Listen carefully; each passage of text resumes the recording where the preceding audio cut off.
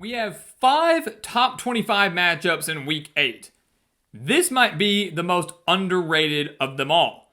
Number 10 LSU at number 17 Vanderbilt in the early 11 a.m. Central Time slot, but this game is going to be good.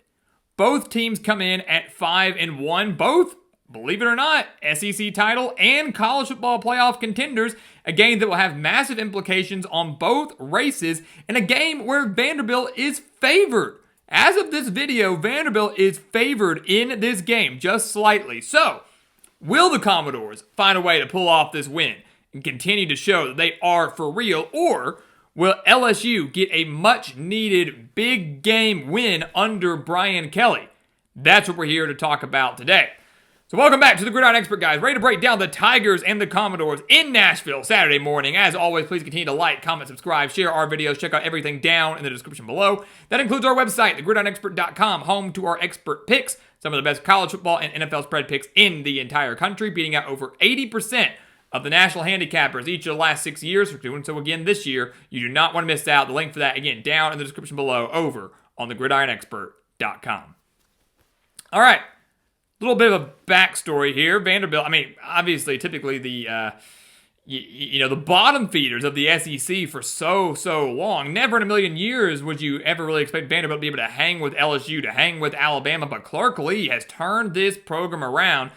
Back, when the SEC had divisions, the East and the West, Vanderbilt and LSU did not play each other that often. Vanderbilt has not beaten LSU since 1990. The Tigers have won 10 straight since that point. And that includes a 24-17 win last year in Baton Rouge. So, they've got history on their side, sure, but not a whole lot of meetings there. And obviously this year's Vanderbilt team is nothing like the Vanderbilt teams of years past. Take a look at the offense. We'll start with LSU, the road team here. If I'm LSU, I'm frustrated with my offense. I'm concerned about my offense. This was supposed to be a great unit led by one of the best quarterbacks in the country in Garrett Nussmeier, and it has not been the case. The Tigers have scored over 24 points just one time this year, and that was against Southeast Louisiana. They're 77th in the nation in total offense, 373 total yards per game. They're 112th in the nation in rushing offense, averaging just 115 rushing yards per game. So the rushing game is practically non-existent. Nussmeier's just been mediocre, a little over 1,400 yards, 9 touchdowns, and 5 interceptions. They have 6 players that have over 100 reception yards, which is great, led by Aaron Anderson, who has 305 yards, but there's no true, breakout wide receiver, no one guy that has separated himself from the others, which some would say is a good thing, some would say it's bad. But LSU does not have that explosive capability like we've seen in years past, and does not have the explosive capability like we thought they'd have this year.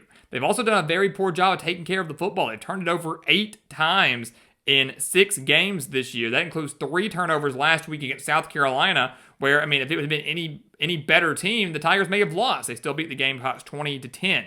So they've got to find a way to be more explosive. They've got to find a way to be more efficient.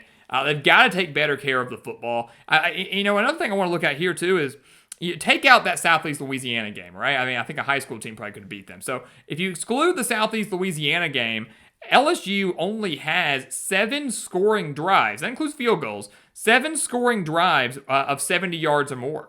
This is not a team that has shown they can really drive the length of the field and get points. This is not a team, this is a team that shows, oh yeah, you give me a turnover and I start on my own 20, I might get a field goal. But you pin me deep at the 10-yard line, the 15-yard line, odds are I'm not going to drive down there and get points. They have not shown that ability. 7 drives where they've scored of 70 yards or more. 7 scoring drives of 70 yards or more. That's not a lot. It's not that good. Right? They've benefited from turnovers. They've benefited from their defense, we'll talk about shortly. But LSU's offense simply is not what we thought it would be, and they've got to find a way to wake up and figure something out if they not only want to win this game, but want to make the college football playoff. Vanderbilt, on the other hand, they're 19th in the nation in total offense, averaging over 467 yards per game. That's 258 through the air, over 208 on the ground.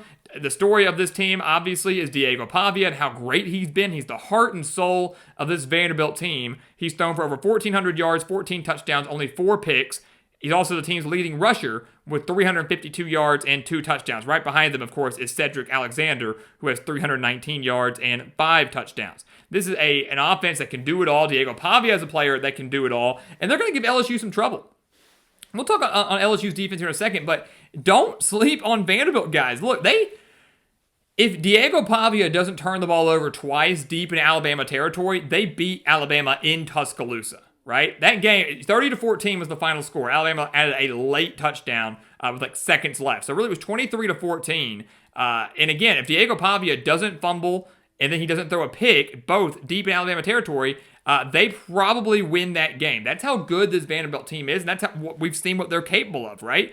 So if you're Vandy coming into this game, you got to feel confident. You're coming off a week of rest. You got the bye week, which is huge. You're at home. Should be a decent crowd. And you know you can win these games. You know you can. You know you can compete in these games. But the offense needs to find a way to get some long, sustained drives. Wear down this LSU defense. Because Vanderbilt can go on some long drives and get points out of it. And then LSU's offense comes out there and sputters and goes 3 and out, or maybe goes 6 plays, whatever, and the defense is out there a lot more. They're going to wear down the LSU defense. They're going to get tired, which is going to open more opportunities for this Vanderbilt offense, right? The Commodores are converting on 57.9% of their third downs. That's huge.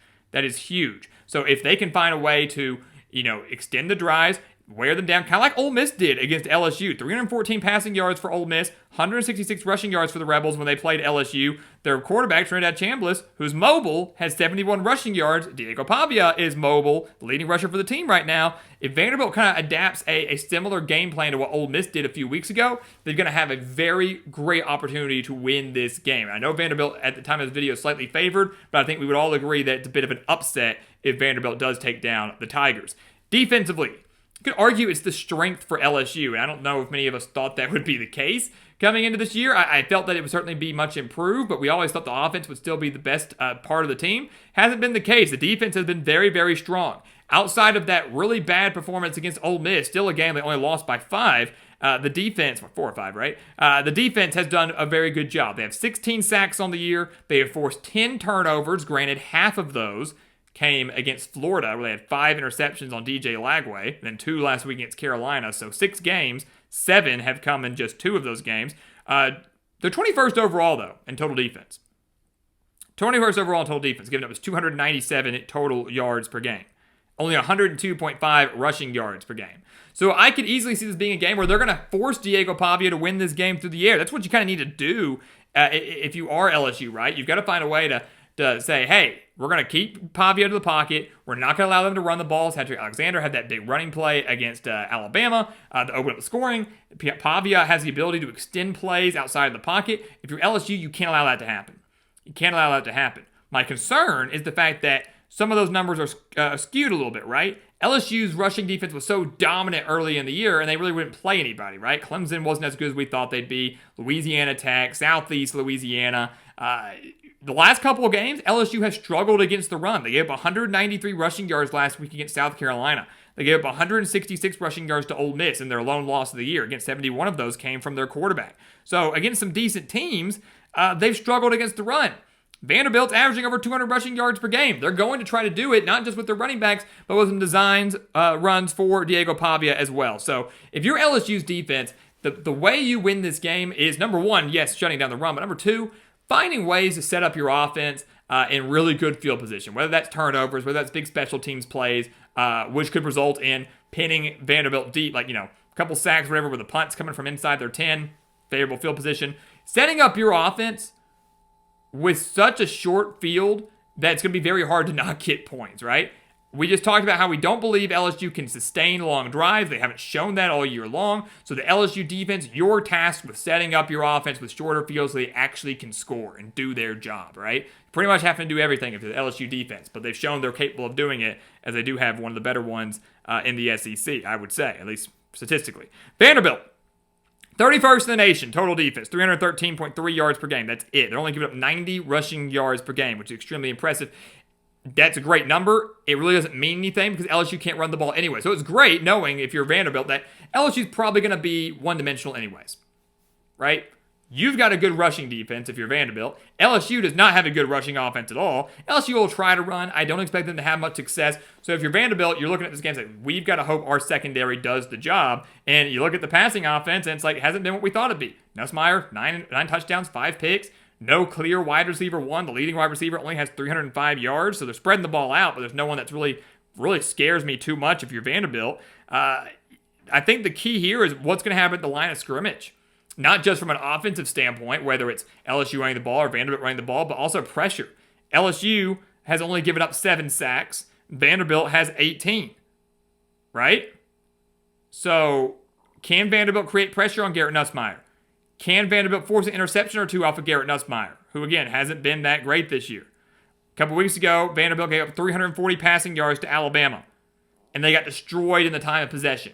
And if I'm LSU, we talked about Vanderbilt maybe taking a page out of Ole Miss's book. If I'm LSU, I'm taking a page out of Alabama's book. We talk about wearing down these defenses. That's what happened to Vandy. Vandy, the 2 turnovers deep in Bama territory killed them, and then just the defense getting worn down. When Alabama went on that 16-play, 8.5-minute long drive, that is what crippled Vanderbilt. And so if you're Vanderbilt, you've got to find a way defensively to get off the field. You got to find a way to get off the field, man.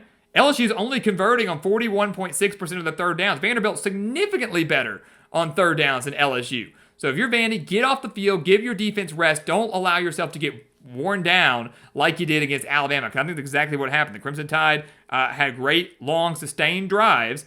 LSU's not been able to do that. And that's what was the thing that broke the camel's back for Vanderbilt. You don't let that happen again, you got a great chance to win this game. So, look, I really, really like this matchup. I think we're going to be focused on Alabama, Tennessee, Notre Dame, and USC, the Holy War. There's so many great games this weekend. But to start your college football Saturday, don't skip what's happening in Nashville, because Vanderbilt's got the pieces to win this game, catapult in the rankings, clinch bowl eligibility, and still be viewed as an SEC title contender and a playoff contender. I really believe that. And I actually am going to pick Vanderbilt to win this game. I know it might be shocking. I might regret the pick. And it's crazy to say that, right? LSU, I think, has the better athletes. I think LSU's got, the talent. But Brian Kelly has shown me nothing that he can win in big games. Nashville certainly isn't the most difficult place to play in the world. It's not really a true home field advantage, but early morning, on the road, I could definitely see LSU coming out a little bit slow, lethargic. Vanderbilt going to be pumped and hyped off that week of rest. They've shown they can hang. They've shown they can hang with just about anybody. Doesn't matter who you are, where you are, what the players are. Clark Lee will have his team ready to go. And I don't have faith in LSU's offense right now. Their defense will be susceptible to the run, has been the last couple of games. I think Vanderbilt's going to have a little bit more success there than people realize. And I'm going to pick Vandy to pull off this upset. Baton Rouge might start burning down because they're going to be calling for Brian Kelly's head after losing to Vanderbilt, taking their second loss of the year, probably eliminating them from the college football playoff because of the difficult schedule they have ahead of them. But give me Vanderbilt to pull off this upset at home, and let's start talking about the Commodores as a legitimate college football playoff team. A massive win for Clark Lee, another statement win for Clark Lee and the Commodores. LSU once again left searching for answers. So guys, as always, thank you so much for watching us here at the Gridiron Expert on YouTube. Make sure to continue to like, comment, subscribe, share our videos. Check out everything down in the description below. That includes our website, thegridironexpert.com, home to those expert picks, some of the best college football and NFL spread picks in the entire country. Do not miss out on those. Again, the link for that down in the description below. And once again, as always, thank you so much for watching, and we'll see you next time right here on the Gridiron Expert.